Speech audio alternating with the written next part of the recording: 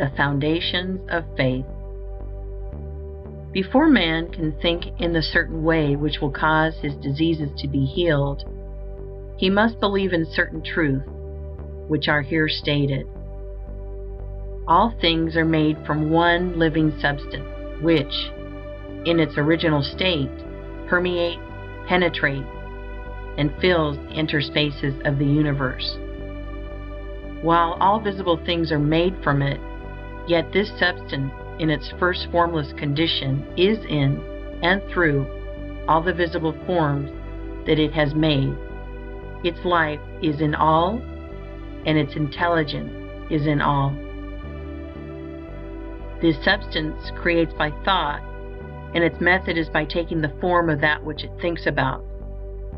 The thought of a form held by this substance causes it to assume that form. Thought of a motion causes it to institute that motion. Forms are created by this substance in moving itself into certain attitudes or positions. When original substance wishes to create a given form, it thinks of the motions which will produce that form. When it wishes to create a world, it thinks of the motion, perhaps extending through ages, which will result in its coming into the attitude and form of the world, and these motions are made. When it wishes to create an oak tree, it thinks of the sequences of movement, perhaps extending through ages, which will result in the form of an oak tree, and these motions are made. The particular sequences of motion by which differing forms should be produced were established in the beginning. They are changeless.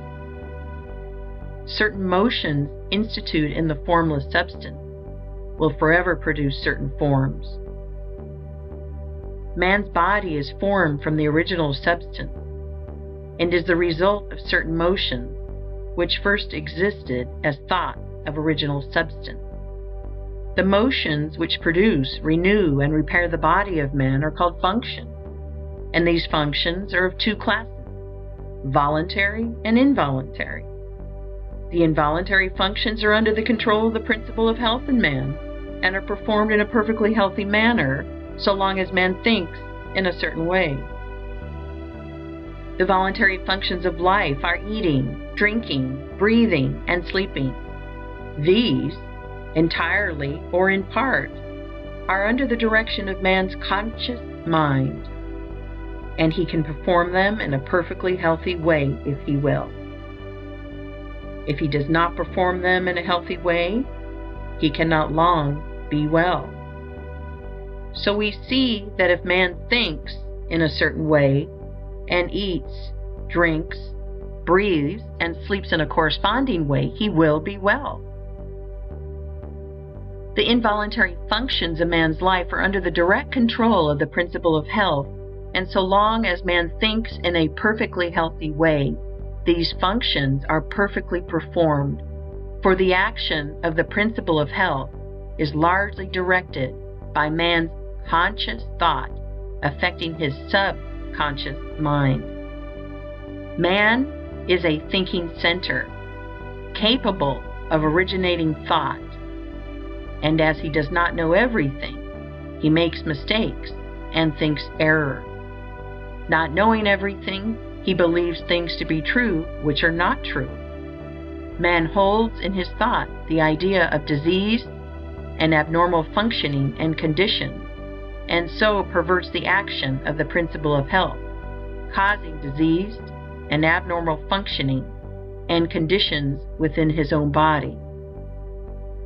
In the original substance, there are held only the thoughts of perfect motion, perfect and healthy function, complete life. God never thinks disease or imperfection, but for countless ages men have held thoughts of disease, abnormality, old age, and death, and the perverted functioning resulting from these thoughts has become a part of the inheritance of the race. Our ancestors have, for many generations, held imperfect ideas concerning human form and functioning, and we begin life with racial, subconscious impressions of imperfection and disease.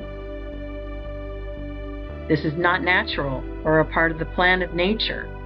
The purpose of nature can be nothing else than the perfection of life. This we see from the very nature of life itself. It is the nature of life to continually advance toward more perfect living.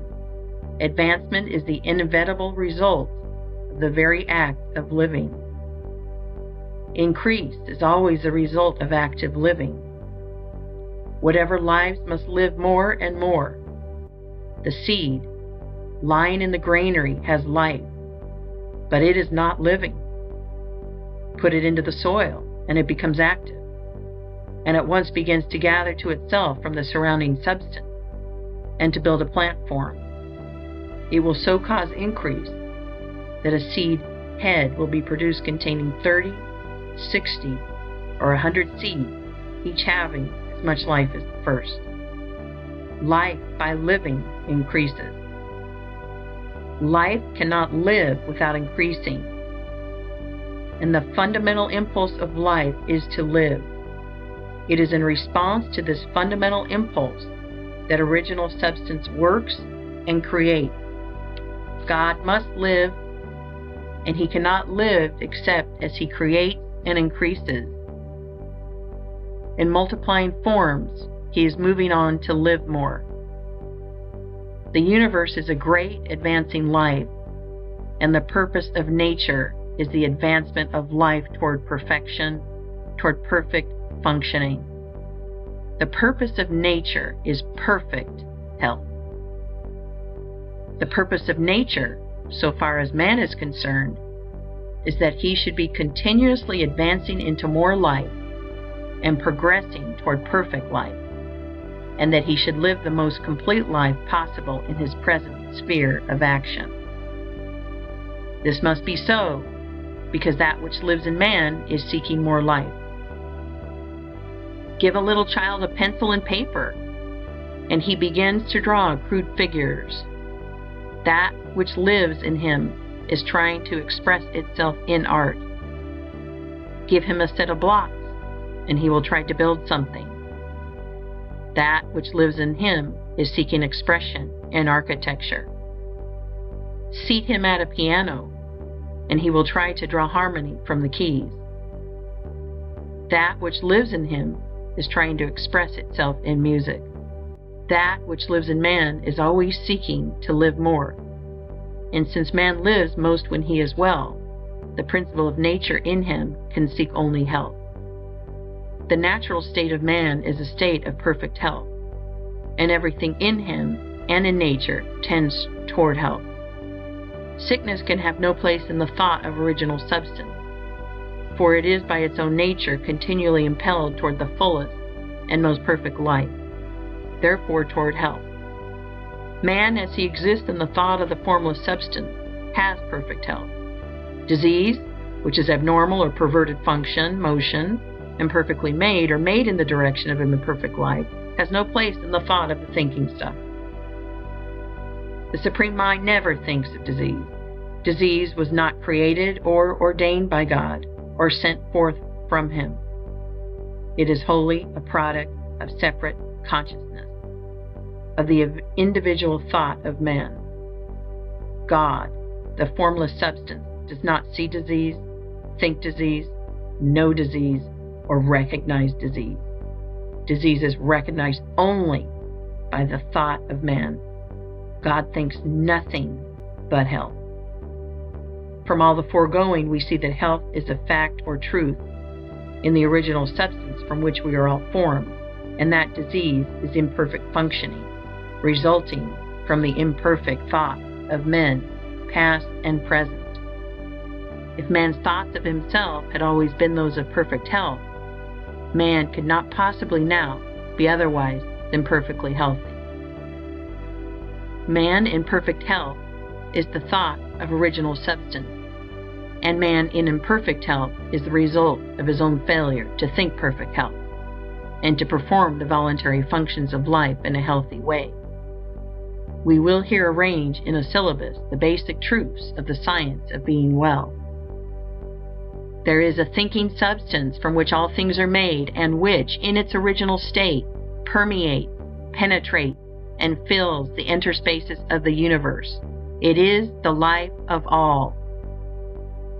The thought of a form in this substance causes the form. The thought of a motion produces the motion. In relation to man, the thoughts of this substance are always of perfect functioning and perfect health. Man is a thinking center, capable of original thought, and his thought has power over his own functioning. By thinking imperfect thought, he has caused imperfect and perverted functioning, and by performing the voluntary functions of life in a perverted manner, he is assisted in causing disease. If man will think only thoughts of perfect health, he can cause within himself the functioning of perfect health. All the power of life will be exerted to assist him. But this healthy functioning will not continue unless man performs the external or voluntary functions of living in a healthy manner. Man's first step must be to learn how to think perfect health, and his second step to learn how to eat, drink, breathe, and sleep in a perfectly healthy way. If man takes these two steps, he will certainly become well and remain so.